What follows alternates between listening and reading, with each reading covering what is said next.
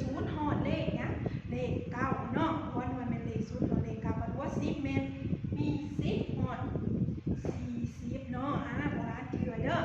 ชาวผู้ท้าให้ต้องให้ได้เนาะเวลา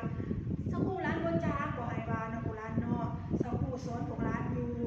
บ่แม่นว่าบ่สอนให้โบราณเวลาเรียนเนาะให้โบราณตั้งใจเนาะตั้งใจเรียนตั้งใจฟังโบราณจังสิเข้าใจเนาะถ้าว่าโบราณบ่ฟัง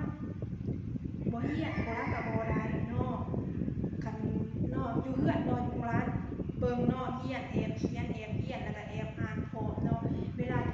โบราณเรียนแล้วทายมาให้ซักครูเบิ่งเนาะมื้อนี้เฮาเรียนสติก่อนเนาะมื้อหน้าเฮาจะเรียนใหม่ซักครูไปก่อนเด้อโบราณอย่าลืมแอบเขียนแอบอ่านเด้อโบราณเด้อซักครูฮู้เด้อว่าไผบ่มักเขียนเนาะถ้าว่าผู้ใดบ่เขียนแม่นบ่แม่นเด็กคำฮู้โทรศัพท์โบราณ